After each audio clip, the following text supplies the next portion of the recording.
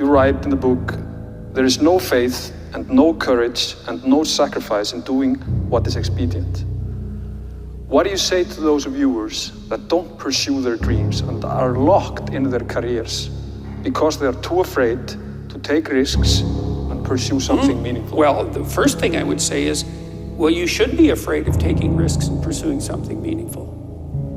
But you should be more afraid of staying where you are if it's making you miserable. You're paying a price by sitting there being miserable. You might say, well, the devil I know is better than the one I don't. It's like, don't be so sure of that. The clock is ticking. Yeah, and if you're miserable in your job now and you change nothing, in 5 years, you'll be much more miserable and you'll be a lot older. But isn't it a luxury to pursue what is meaningful? Our viewers have mortgages, they have children, they have payments and loans. It's a luxury to pursue because we lack the resources. Well, I don't remember now, I'm not talking about what makes you happy. It's a luxury to pursue what makes you happy. It's a moral obligation to pursue what you find meaningful. And that doesn't mean it's easy. It might require sacrifice. If you need to change your job too, let's say you have a family and children and a mortgage, you have responsibilities. You've already picked up those responsibilities. You don't just get to walk away scot-free and say, well, I don't like my job, I quit. That's no strategy. But what you might have to do is you think, well, this job is killing my soul. All right, so what do I have to do about that? Well, I have to look for another job. Well, no one wants to hire me. It's like, okay, maybe you need to educate yourself more. Maybe you need to update your curriculum vitae, your resume. Maybe you need to overcome your fear of being interviewed. Maybe you need to sharpen your social skills. Like, you have to think about these things strategically. If you're going to switch careers, you have to do it like an intelligent, responsible person. That might take you a couple of years of effort to do properly. We're built for struggle, us human beings. We're built to contend with the world. We're built to contend with reality. You want a challenge, and the best way that you can take on a challenge, because a challenge fortifies you. So you don't want to be secure, you want to be strong. And you get strong by taking on optimal challenges. And so you lay out your destiny in the world, and you take the slings and arrows of fate, and you make yourself stronger while you're doing so. And you might fail, and fortune might do you in. But it's your best bet. And you know, people have extracted unbelievable successes out of catastrophic failures. And I'm not saying that in a naive way. I know perfectly well what happens to people. You know, you're doing fine in life and then you get cancer, and then 6 months later you're dead. And all the heroism in the world isn't going to save you at that point. But that's not the point. That's not the point. Life is bounded by mortality. But that doesn't mean that you don't get out there and contend, and you develop by contending, and you minimize the net amount of suffering in the world. And that's something, man, that's something to do.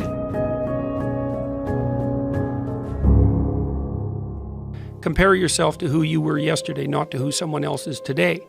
Because you need to have a hierarchy of improvement. You need to be aiming for something, and that means you're going to be lesser than people who've already attained along that dimension. So the question is, who should you defeat in the final analysis? And the answer is, you should defeat your former self. You should be constantly trying to do that. And you're the right control for yourself too, because you're the one who's had all your advantages and disadvantages. And so if you want to compete fairly with someone, then you should be competing with you. If you're improving yourself, then what you are doing is competing with your lesser self. And then you might also ask, well, what is that lesser self? And that lesser self would be resentful and bitter and aggressive and vengeance-seeking, and all of those things that go along with having a negative moral character. And those are things that interfere with your ability to progress as you move forward through life. So it's very necessary to understand that this is why, you know, I've been stressing this idea of personal responsibility. It's like, well, personal responsibility is to compete with yourself, is to be slightly better than yourself the next day. And it better in some way that you can actually manage, and that's humility. Like, well, I'm a flawed person, I've got all my problems. Could I be as good as person X? It's like not the right question. The right question is, could you be slightly better tomorrow than your currently flawed self? And the answer to that is, if you have enough humility to set the bar properly low, then you could be better tomorrow than you are today. And you might say, well, what's the right way of being in the world, if there is such a thing? And it's not acting according to a set of rules. It's attempting continually to transcend the flawed thing that you currently are. And what's so interesting about that is that the meaning in life is to be found in that pursuit. So I've been laying that out in these discussions too, because it's saying, well, The fundamental issue is that life is tragic and difficult, very tragic and difficult for everyone. And it's also tainted by malevolence, because no matter how things are tragic and difficult, but there's always some stupid thing that you could do or someone else could do that could make it even worse than it has to be. And so that's life. And you need an antidote to that, because that can embitter you. Constant contact with that, just the tragedy, but the tragedy combined with betrayal and malevolence, that makes it even worse, especially if it's self-induced. Okay, so you need something to set against that so you don't get bitter and resentful. Well, what do you set against that? Doing something worthwhile, by your own definition, say. You need some reason to get the hell out of bed on a terrible day because you've got something good to do. Well, what's the best thing you can do? Transcend your current wretched and miserable self. There's meaning to be found in that, and that's a meaning that's associated with responsibility. One of the things that I've been trying to lay out clearly is that life is hard. It's tainted by malevolence and betrayal. That can make you bitter. You need a meaning to offset that. Where's the meaning to be found? Not in rights, not in impulsive pleasure, but in responsibility. You take responsibility for yourself, so you take care of yourself. If you're good at it, you have some excess left over to take care of your damn family. If you're good at both of those, then you have some excess left over to take care of your community. Those are heavy burdens. You pick up the burdens, you find that's meaningful. The best way to pick up the burden is to continually improve yourself, and that's where the meaning is to be found. And so that meaning is in the continual self-transcendence. That's letting your old self die and the new self be reborn. Even if things are going really well for you now, there's going to be a time in the future where things are rough. You know, you're going to be ill, family member's going to be ill, a dream is going to fall apart, you're going to be uncertain about your employment status. Like the flood is coming, right? The apocalypse is coming. It's always the case in life. And you have to be prepared for it. And the question is how to prepare for it. And the answer to that is to find a way of being that works even under the direst of circumstances. You've got the possibility to slowly raise yourself out of the mire. You've got the possibility to do just what the fighter does when he's defeated, which is to say, well, regardless of the circumstances that might have led to my defeat, like even if there were errors on the part of the referee, this is no time to whine about it. This is a time to take stock of what I did wrong so that I could improve it into the future. And that's the right attitude. The point is, your best strategic position is, how am I insufficient and how can I rectify that? That's what you've got. And the thing is, you are insufficient and you could rectify it. Both of those are within your grasp if you aim low enough. And I don't mean don't aim, and I don't mean don't aim up, but you have to accept the fact that you can set yourself a goal that you can attain, and there's not going to be much glory in it to begin with. Because if you're not in very good shape, the goal that you could attain tomorrow isn't very glorious. But it's a hell of a lot better than nothing, and it beats the hell out of bitterness, and it's way better than blaming someone else. It's way less dangerous. And you could do it. And what's cool about it, it's one step on a very long journey. And it starts to compound on you. So a small step today puts you in a position to take a slightly bigger step the next day, and then that puts you in a position to take a slightly bigger step the next day. And you do that for 2 or 3 years, man, you're starting to stride. I don't know how many people have come and told me, it's so strange, they said, well, I started making my bed and that made all the difference. It's like, well, yeah, you decided to aim up, man, and the first concrete instantiation of that was that you made your bed. And you think, well, that's nothing heroic. It's like, no, but aiming up is heroic. That's something. And then lowering yourself to the point where you're not above the mess in your room. You know, you're not superordinate to that. You lower yourself so that you straighten up. You're grateful for what you have right in front of you, and you take care of it and you put it in order. It's like all of a sudden things start to get better. And one of the reasons that audiences are responding to what I've been saying in my lectures and what I've been writing about is that I don't tell people that they're okay the way they are. No, I say, no, you could be way more than you are.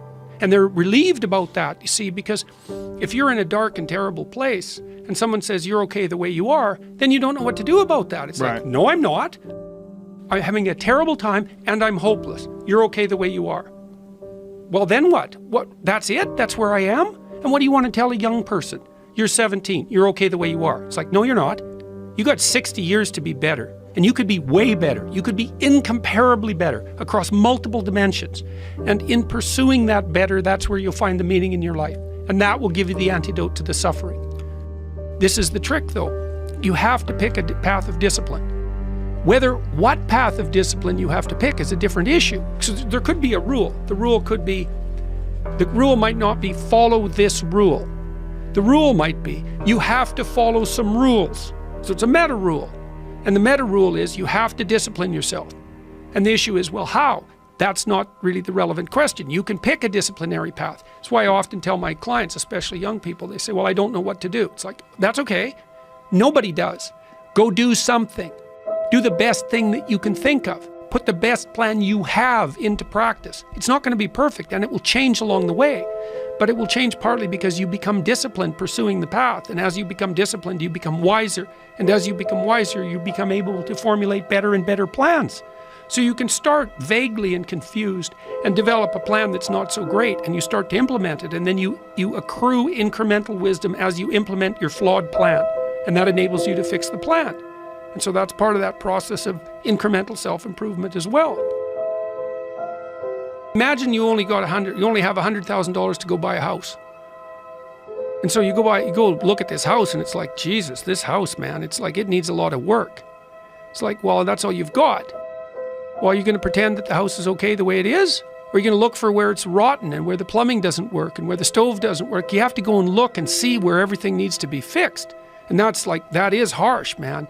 And then in order to do that properly, someone has to have taught you, look, you aren't your problems. You're most fundamentally that which, if it confronts its problems, can solve them.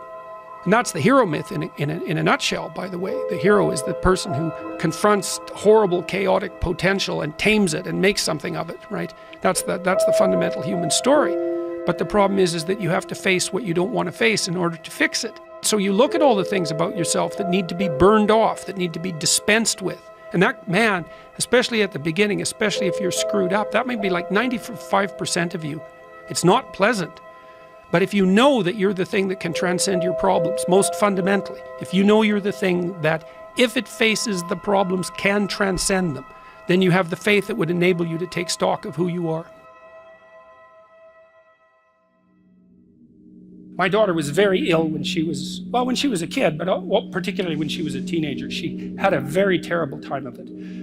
She had juvenile rheumatoid arthritis, and when she was between the ages of 14 and 16, it first destroyed her hip, which had to be replaced, and then it destroyed the ankle on her other leg, which had to be replaced. And she walked around for 2 years on broken legs, and she was taking massive doses of opiates and could hardly stay awake. And as a test of your faith, there's almost nothing that's more direct than a serious illness inflicted upon an innocent child, right? And so the chapter's a meditation on that, and also on, well, what to do in a situation like that, because everyone is going to have a situation like that in some sense, because you'll be faced with illness in the people that you love and in crisis. And so it's a practical guide to coping with those sorts of things. And one of the things you do when you're overwhelmed by crisis is you shorten your time frame. It's like you can't think about next month. Maybe you can't even bloody well think about next week, or maybe not even tomorrow. Because now is just so overwhelming that that's all there is. It's like, and that's what you do. You cut your time frame back until you can cope with it. And if it's not the next week that you see how to get through, then it's the next day. And if it's not the next day, then it's the next hour. And if it's not the next hour, then it's the next minute. And people are very, very, very, very tough. And it turns out that if you face things that you can put up with a lot more than you think you can put up with, and you can do it without becoming corrupted. You have to be alert when you're suffering. You have to be alert to the beauty in life, the unexpected beauty in life. And you have to look for that little bit of sparkling crystal in the darkness when things are bad. You have to look and see where things are still beautiful and where there's still something that's sustaining. And you narrow your time frame, and you be grateful for what you have, and that can get you through some very dark times. And maybe even successfully if you're lucky. But even if unsuccessfully, then maybe it's only tragic and not absolute hell. And you can do that, in the worst situation. You can make it only tragic and not hell. And there's a big gap between tragedy and hell. There's nothing worse at a deathbed than to see the people there fighting. The death is bad enough. but you can take that, as terrible as it is, and make it into something that's absolutely unbearable. And maybe I think, and this is sort of what I closed the book with, is this idea is that if we didn't all attempt to make terrible things even worse than they are, then maybe we could tolerate the terrible things that we have to put up with in order to exist. And maybe we could make the world into a better place.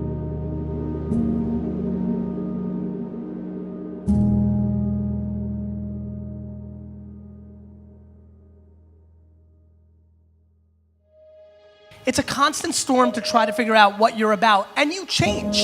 At 26, you're all about the hustle, you're gonna be a billionaire, this and that, and then you go to the bar one night and you fall in love, and it changes what you care about, right? And then you have a child, and then this happens, and then that happens. Things change. You just have to always consistently try to figure out what's driving you, and not because other people are watching, and not because that's what your dad wants, and not that because that's what you said was gonna happen, and it doesn't look like it, and your family's gonna judge you. You just have to be as real with yourself as possible, and that is a very difficult struggle, but when you're not, you create enormous vulnerability and unhappiness. Truthful conversations redeem people. Because if you come to a clinical psychologist whose worth is salt, you have a truthful conversation. The conversation is, well, here's what's wrong with my life, and here's what caused it. You know, maybe it takes a year to have that conversation, and here's how it might be fixed. Here's what a beneficial future might look like. And so it's a completely honest conversation if it's working well. And all that's happening in the conversation is that the two people involved are trying to make things better. That's the goal. Let's see if we can have a conversation that will make things better. I think one of the factors in the resistance to these ideas of discipline and of taking responsibility for yourself is people recognizing that they're not doing that in their own lives, and they get upset, and instead of looking internally, they try to attack the thing that's upsetting them. They attack your message, they attack the philosophy behind it, rather than look internally and objectively and having some sort of introspective point of view where you go, okay, am I reacting to this because this resonates? Like I'm missing this aspect of my life? Does this diminish me? Or is this guy pointing something out that I can benefit from? Very few people are willing to do that. Very few people are willing to take that critical moment to look at their own behavior and look at their own thought process and wonder if the actual adverse reaction they have to this person's message is because they know that they're wrong. Start the process of becoming much more honest with yourself. It will help you make much better decisions, and it will help you in the long run. It may not taste as fun or as glamorous in the short term, but it will put you in a much better position. Stop doing the things that you know are wrong that you could stop doing. Right? So it's a fairly limited attempt. First of all, we're not going to say that you know what the good is or what the truth is in any ultimate sense. But we will presume that there are things that you're doing that for one reason or another you know are not in your best interests. There's something about them that you just know you should stop. They're kind of self-evident to you. Other things you're going to be doubtful about. You're not going to know which way is up and which way is down. But there are things that you're doing that you know you shouldn't do. Now, some of those you won't stop doing for whatever reason. You don't have the discipline, or maybe there's a secondary payoff, or you don't believe it's necessary, or it's too much of a sacrifice, or you're angry or resentful or afraid, who knows. But there's another subset that you could stop doing. It might be a little thing. Well, that's fine. Stop doing it and see what happens. And what'll happen is your vision will clear a little bit. And then something else will pop up that you will also know you should stop doing and that you could stop doing. And you could do that repeatedly for an indefinite period of time. And you know, that doesn't necessarily mean that you're going to ever be able to formulate a clear and final picture of what constitutes the truth and the good. But it does mean that you'll be able to continually move away from what's untruth and what's bad. And you know, that's not a bad start.